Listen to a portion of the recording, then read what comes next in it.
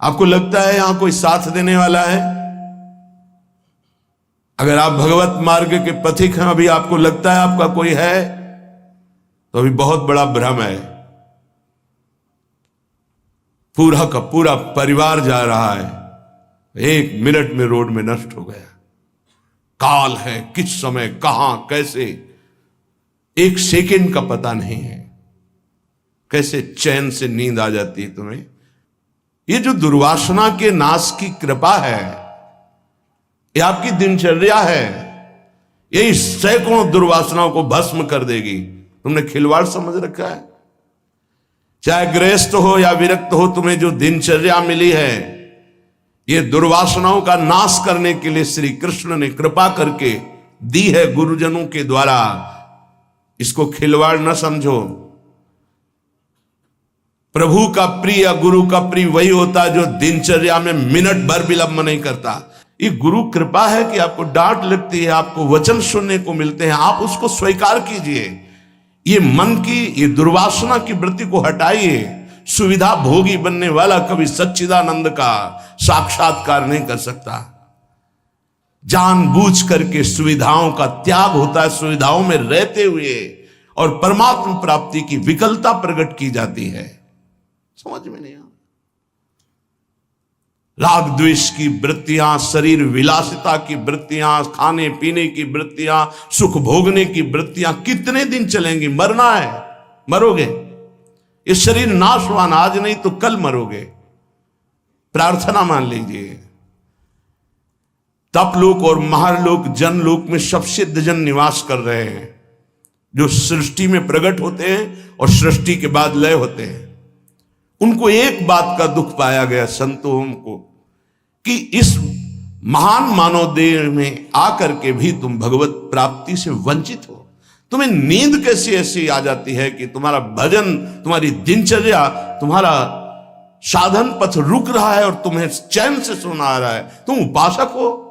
ये जीवन हमारा प्रभु के लिए अगर नहीं समझ पा रहे हो तो आखिरी बात समझ लो, कोई समझाने वाला तुम्हें नहीं है, कोई समझाने वाला नहीं। सिर्फ तुम्हें बर्बाद करने वाला मिल सकता है, समझा कर उठाने वाला हरि या हरि का पार्षद मिल सकता है, और नहीं मिल सकता। तुमसे मित्रता करके तुम्हारी वासनाओं को बढ़ाकर तुम्हारे चित्त को विक्षेप में भर देना, ये संसार के हर व्यक्ति वस्तु स्थान का प्रभाव है। तुम्हार सेवक असुरारी, 2 ही केवल बचा सकते हैं, भगवान और भगवान के भक्त। उनकी हर चेष्टा तुम्हारे चित्त को भगवदाकार बनाने के लिए है। कृष्ण कृपा का सीधा फल है साधु संग। हरिराम व्यास जी, गोस्वामी तुलसीदास जी, बड़े बड़े महापुरुष कहते हैं, कोई फर्क नहीं। कैसे मनुष्य शरीर को तुमने प्राप्त करके नाश करने की ठान ली है कि हम जो मन आएगा सो करेंगे। यहां बैठने मात्र से भगवत प्राप्ति है। क्यों? यहां खास बात, श्रीधाम वृंदावन यमुना का पावन पुलिन, और कोई मिनट ऐसा नहीं जहां यहां भगवत चर्चा ना हो रही हो, भगवत गुणगान ना हो रहा हो, भगवत नाम कीर्तन ना हो रहा हो। नाम कीर्तन चलता है, वाणी कीर्तन चलता है, गुण कीर्तन चलता है। दूसरी बात, हमारी दृष्टि रहती है, हमारी प्रियजू की दृष्टि रहती है कि ये जन विराजमान है। एक दिनचर्या है, एक समय है। माकृष्य शर्वतीदम शुभलेन कृष्ण, हे कृष्ण मेरी इन दुर्वासनाओं को नष्ट कर दो। फिर प्रार्थना करता हूं सब उपासक उपासिकाओं से, गृहस्थ विरक्तों से, यदि आप हमारी श्री जी से जुड़े हैं तो आज्ञा पर ध्यान दीजिए। अगर आज्ञा पर ध्यान नहीं देते तो माया तुम पर ध्यान रख देगी, और उसके ध्यान रखने का मतलब है बैठे बैठे जलोगे, जैसे अंगार पर जला जाता है ऐसे जलोगे। दुर्वासना तुम्हें जला देगी, तुम्हें पता नहीं है। जब अपनी जीवनी शक्ति प्रभु की तरफ लगती है तो हरि गुरु को शीतलता प्राप्त होती है, वो प्रसन्न होते हैं। जब अपनापन करके तुम्हारी जीवनी शक्ति व्यर्थ नष्ट होती है, तब जलन होती है उस अपनेपन के कारण कि तुम समझ नहीं पा रहे हो। ये आज का अभ्यास तुम्हारे लिए कल काल बन जाएगा। गलत अभ्यास तुम्हारे लिए कल ये प्रमाद बन जाएगा। प्रमाद ही मृत्यु है, शास्त्रों में वर्णन है। जो अप्रमादी है, प्रमाद रहित है, वही भगवत तत्व को जो भगवत तत्व को प्राप्त कर लेता वही निर्विकार स्थिति में परमानंद में डूबता है। माना हम लड़खड़ा रहे हैं लेकिन चल रहे हैं अपने रास्ते पे, रास्ता ही नहीं। उपासक को इस बात पर सदैव सावधान रहना पड़ेगा। अगर हम अपनी इच्छाओं का मर्दन नहीं कर सके, अपने गुरु की आज्ञा पर नहीं चल सके, अपने शास्त्र आज्ञा पर नहीं चल सके, तो मुझे लगता है कि आगे चल करके आपका जीवन बड़ा संकटपूर्ण रहेगा। संकटपूर्ण, ये विकार आपको रौंद देंगे। इसीलिए विचलित होते हैं कि आप लोग इतने बलवान बनिए कि आक्रमण कब हो जाए, कहां किस वासना का, आप उससे लड़ना जाने। आपके अंदर युक्तियां होनी चाहिए। आप हमारे भगवत पार्षद हैं, श्री जी के जन हैं, आपके अंदर युक्ति होनी चाहिए। गुरु की प्रगट उपस्थिति में युक्तियों की, कलाओं की आपके अंदर वृत्तियां जानी चाहिए कि कभी किसी विकार का आक्रमण हो तो कैसे बचा जाता है, कैसे हमारे को इस माया पर विजय प्राप्त करना है, कैसे विषम परिस्थितियों में अपने चित्त को डूबने ना पाए बचाया जाए, यह संतों से सीखा जाता है। कैसी पार्थिव दृष्टि है कि शरीर सुख के लिए सोना, जागना, खाना, पीना, बस यही हम सुख मानते हैं। नहीं भाई, ये सुख तो बहुत जन्म भोग लिए। इस जन्म में एक नियत समय रखिए, एक अल्पाहार की सीमा रखिए, एक भोजन का समय रखिए, एक अपनी दिनचर्या का समय होना चाहिए। ये नहीं आज मनाया 2 बजे पा लिया, फिर मनाया 5 बजे पा लिया, मनाया 3 बजे से 8 बजे रात्रि तक सो रहे, 8 बजे से 4 बजे तक जग रहे। ऐसी दिनचर्या नहीं होती, कभी ऐसी नहीं। दिन बाई चांस कभी कोई सेवा में समय लग गया हो, बात अलग है, ऐसी दिनचर्या नहीं होती।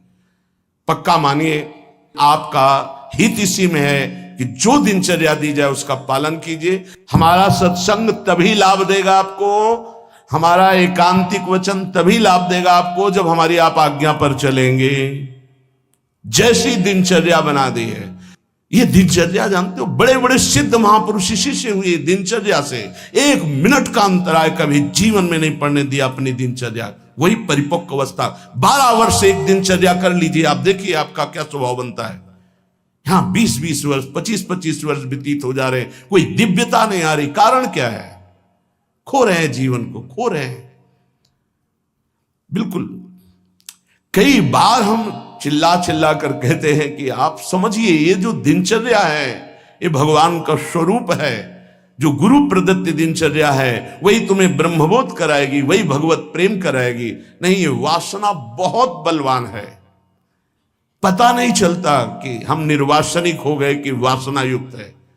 एक योगी जी आए थे महान, वो अभी गए हैं तप के लिए, वो जहां बर्फ के भगवान का स्वरूप, हाँ अमरनाथ शायद ऐसे हो गए हैं। वो बोल रहे थे कि क्या है कि इतनी साधना पर भी वासना, क्या ये प्रारब्ध है?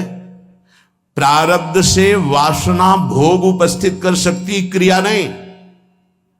क्रिया उपासक स्वयं छूट दे करके करता है। कोई भी भोग सामग्री प्रारब्ध से, विश्व की भोग सामग्री आ सकती है पूर्व प्रारब्ध से, लेकिन उसका संयोग आपके अविवेक और विवेक के ऊपर टिका हुआ है। अविवेकी हो तो संयोग करोगे, विवेकी हो तो बचा लो, नहीं तो प्रारब्ध भोगते भोगते पशुता आ जाएगी, दैवी संपत्ति नहीं आएगी। प्रारब्ध का आना हो सकता है, लेकिन प्रारब्ध हमको उस भोग में लिप्त कर दे, ये अज्ञान हो सकता है। ये प्रारब्ध नहीं है कि आप मनमानी आचरण करते रहें, आप मनमानी। कितना दुलार किया जाएगा, कब तक दुलार किया जाएगा? भगवान इतना दुलार करके मानव देह दिए, कहते भगवान कहां है? कैसी विचित्र भगवान की माया है। गोस्वामी श्री तुलसीदास जी महाराज कहते हैं, तू तो पछितई है मन में जी हाथ। अभी समय है, समय है। सबसे बड़ा पछतावा क्या? भगवान का साक्षात्कार नहीं हुआ और शरीर छूट रहा है।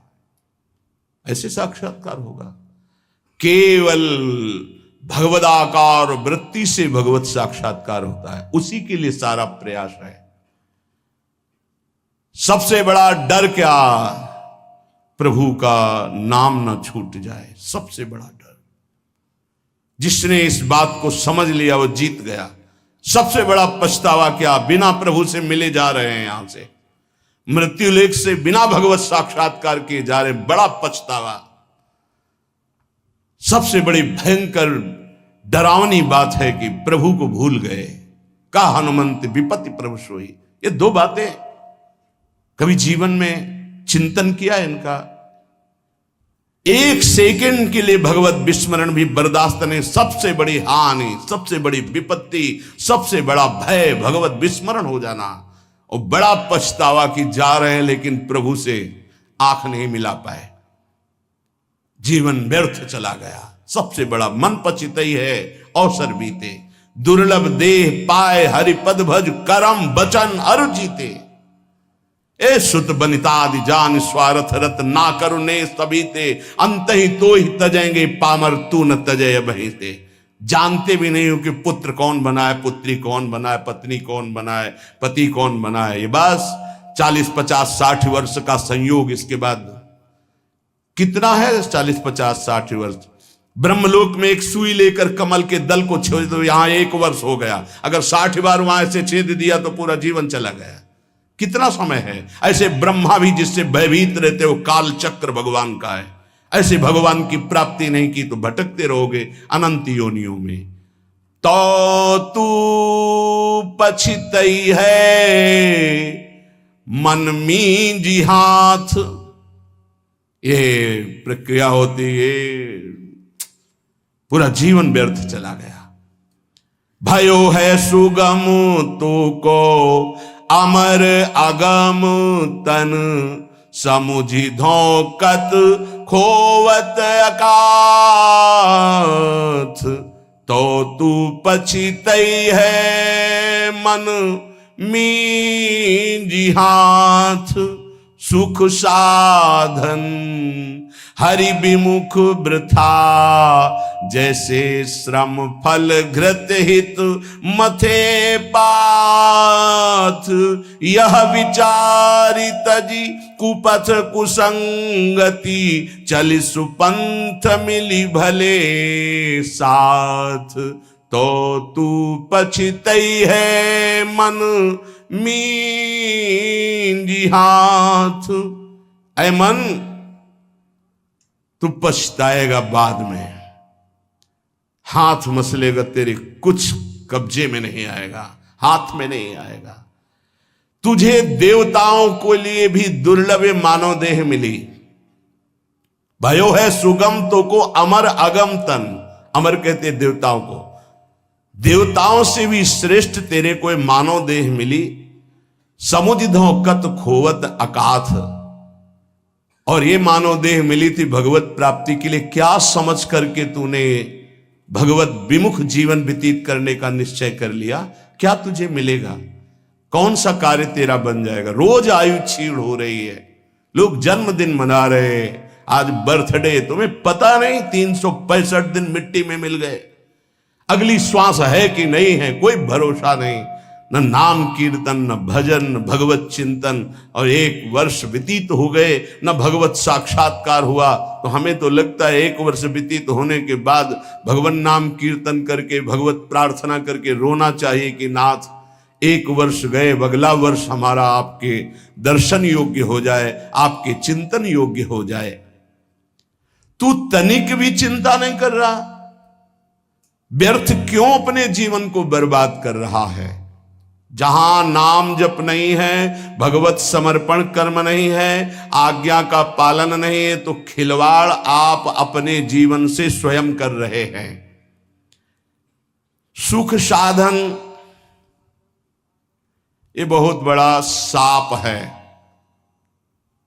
हमारी बात समझ में नहीं आएगी, लेकिन आपसे प्रार्थना करते हैं, जो साधक सुख सुविधा से भजन करना चाहता है वो भूल जाए कि वो भजन करेगा, भगवत प्राप्ति करेगा। दुख और असुविधा भगवत प्राप्ति के मार्ग पर ऊपर चढ़ाती है।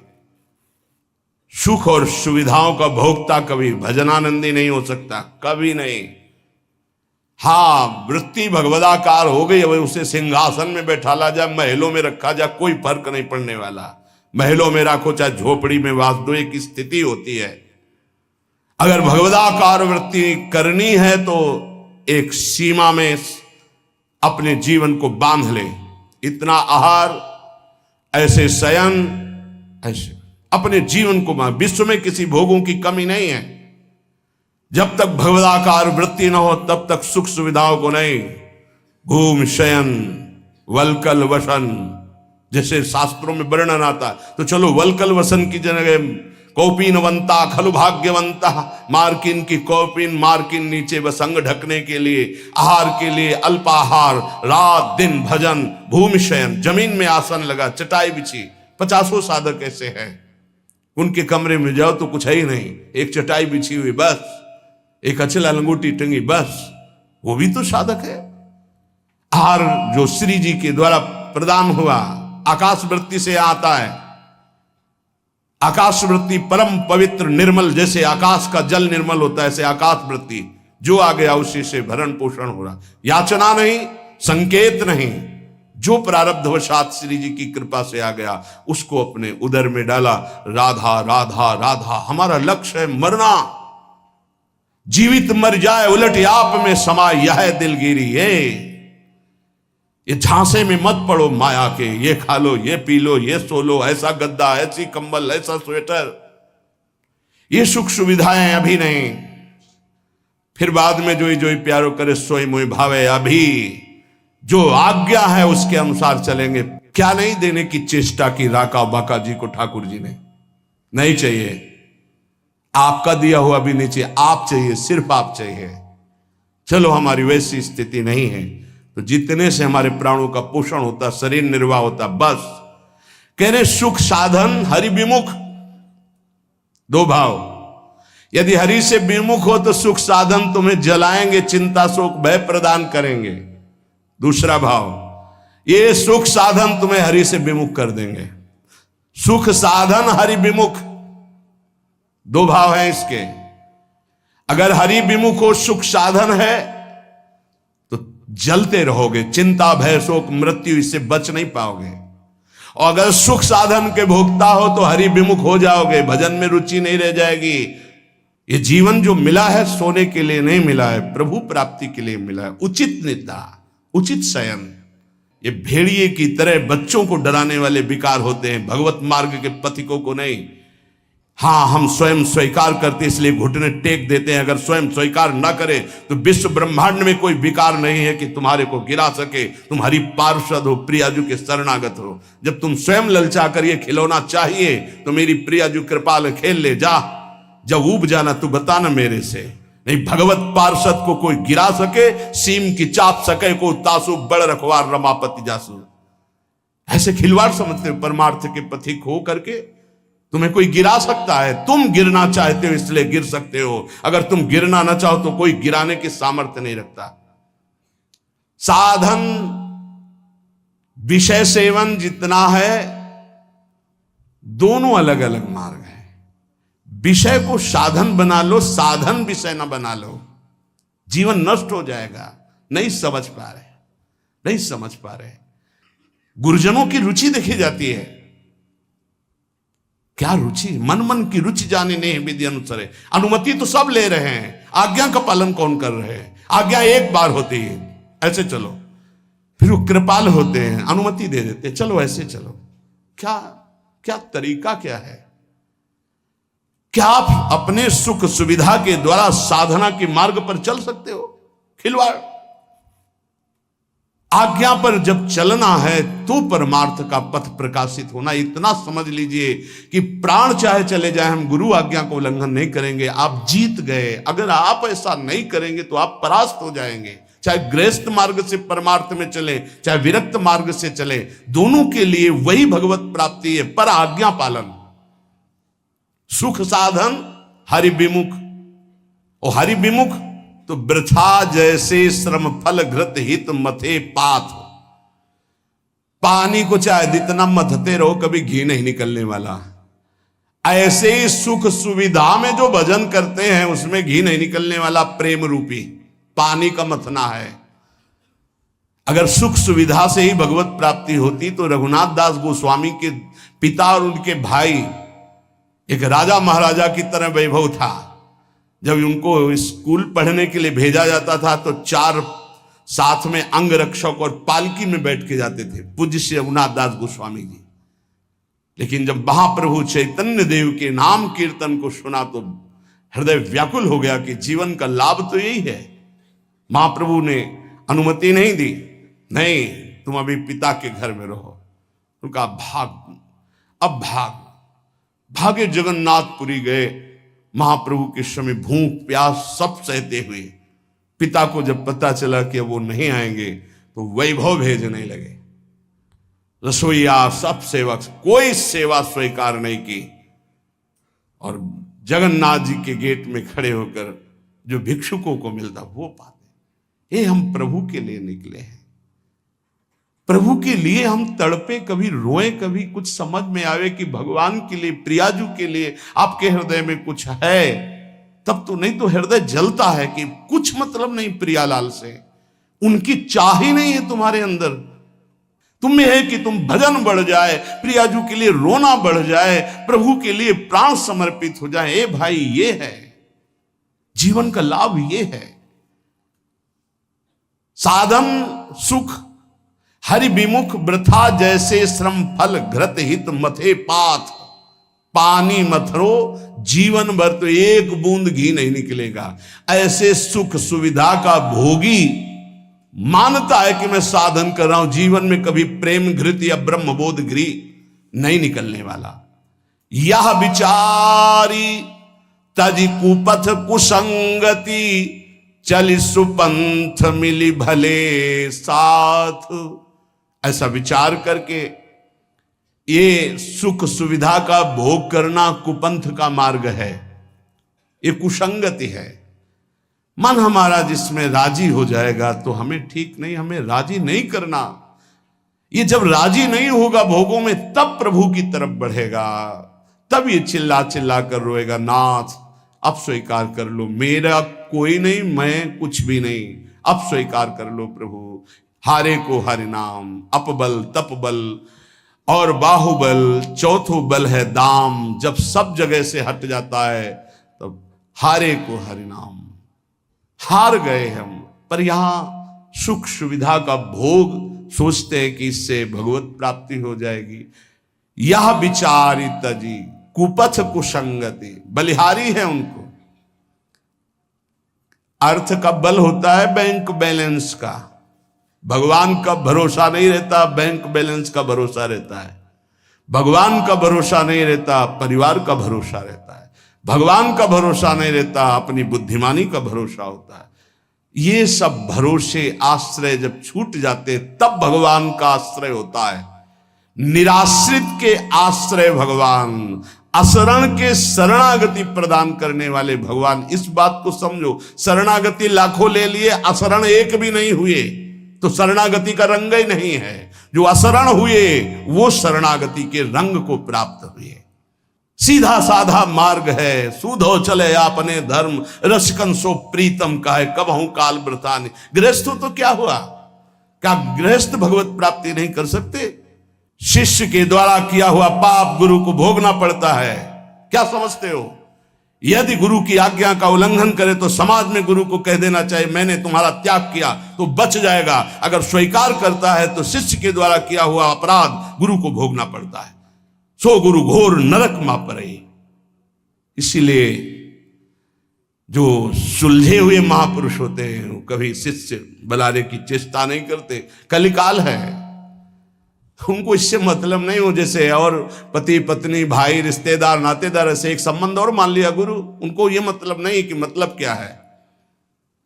अरे कभी विचार करते हो कि तुम जो आचरण करते हो इसका हिसाब गुरुदेव के पास जाएगा, उनको भोगना पड़ेगा। क्या अपराध किया है गुरुदेव ने जो तुम उनको दंड देने के लिए उद्यत हो चुके हो? यह विचारी तज कुपथ कुसंगति चल सुपंथ मिली भले साथ। भले कौन है? राधा वल्लभ भजत भज भली भली सब होए। जो राधा वल्लभ प्रिया प्रीतम श्यामा श्याम हरि का भजन करते हैं भले हैं। इन्हीं भले का संग करो। अपने मन का जो कुपंथ में चलाने वाला है, ऐसे व्यक्ति का जो कुपंथ में चलाने वाला है, ऐसा संग त्याग दे। अंदर और बाहर दोनों कुसंग होता है।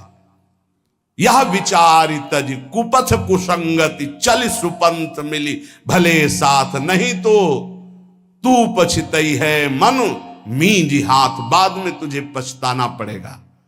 संसारी पुरुष का लक्षण है वो शरीर संबंधी भोग, शरीर संबंधी रिश्ते नाते, इन्हीं के चिंतन और विलास में अपना समय नष्ट करता है। उपासक का लक्षण है एक क्षण भी भगवदाकार वृत्ति से हटकर संसार का चिंतन न होने देना। संसार की तो बात जाने दो, अन्य साधनों में भी रति न होना।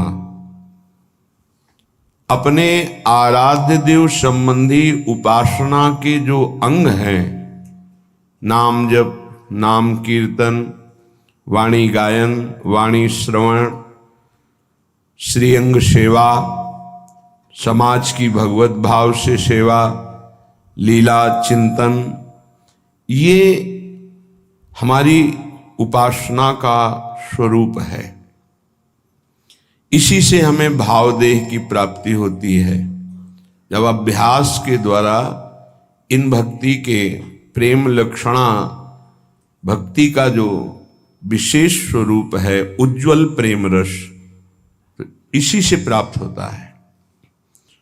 जो उपासक अन्य साधनाओं की तरफ वृत्ति ले जाता है, राई के समचलत ही होत और की ओर। थोड़ा राई बहुत छोटा दाना होता है, अगर थोड़ा भी साधन में मिलावट हो जाए तो उपासना के उपास्य देव के रस में बाधा खड़ी हो जाएगी। ये उपासक बहुत ध्यान से समझ ले।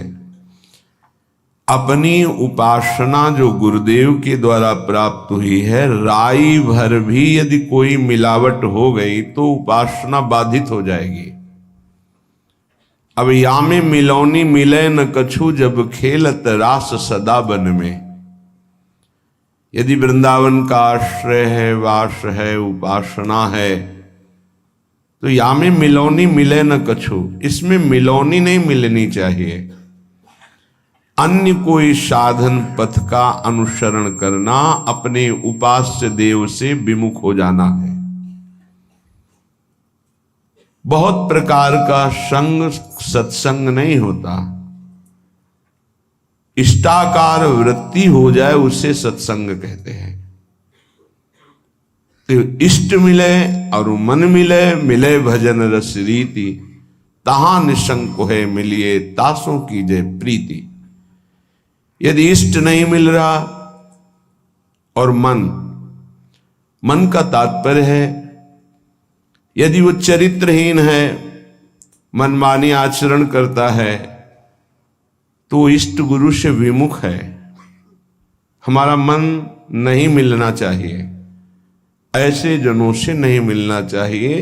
यद्यपि परम स्नेही, चाहे वो कितना प्रिय संबंधी, रिश्तेदार, नातेदार, मित्र कोई भी हो, जाके प्रिय न राम वैदेही तजिए ताहि कोटि बैरिशम, लाखों बार सुना है, पर क्या आचरण में है? हमारे हृदय में ये बात बैठ जानी चाहिए कि जरा सा कुसंग हमारी उपासना के रंग में बाधा पहुंचा देगा। एक ड्रम दूध हो और एक खटाई की फांक छोड़ दो, सब फट जाएगा। उपासना दुग्ध जैसी निर्मल, पौष्टिक, स्वादिष्ट, पवित्र, स्वरूप बोध कराने वाली। जरा सा कुसंग हो जाए फट जाएगी, उपासना की वृत्ति हट जाएगी। जो भाव का स्वरूप बन रहा था वो फट जाएगा। जैसे एक खटाई की फांक पड़ते ही एक ड्रम दूध पूरा फट जाएगा। ऐसे कपट व्यवहार करने वाले, ऐसे भगवद विमुख आचरण करने वाले कुसंगी जनों को मन कभी नहीं देना चाहिए। अगर हम मन देंगे तो हमारा मन उपासना से हट जाएगा। साधना की बड़ी सूक्ष्म वृत्ति होती है। कभी कभी मन प्रभु में नहीं लगता तो उपासक को उबने की जरूरत नहीं है, धैर्य की जरूरत है उस समय कि उसका मन किसी विषय में विषयाकार ना होने लगे, किसी व्यक्ति के संग की लालसा हो जाए कि अब भजन में मन नहीं लगता, चलो उसके पास बैठते हैं, तो वो गुण दोष से युक्त अंतःकरण वाला गुण दोष का वर्णन करके हमारे हृदय में राग द्वेष की वृत्ति को पुष्ट करेगा। कोई रागात्मक बात करेगा या द्वेषात्मक बात करेगा। इसलिए गाहे न दूजी चाल। अगर हमारा भजन नहीं हो रहा तो हमको शांत गंभीर रहना है। कोई ऐसा कुसंग न हो जाए वृत्ति का, व्यक्ति का, कि ये भजन ना होने की वृत्ति लंबी खिंच जाए। अगर आप गंभीर रहे, धैर्यवान रहे तो भजन चल पड़ेगा। कभी थोड़ा भजन होता है, कभी बहुत भजन में मन लगता है, पर धैर्य नहीं छोड़ना चाहिए। दूसरी बात स्वीकार नहीं करनी चाहिए उपासक को। कोई ऐसा नहीं है जो हमारी वृत्ति को बदल सके।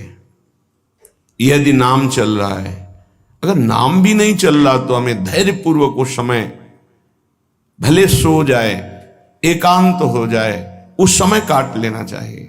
उस समय वृत्ति आई है।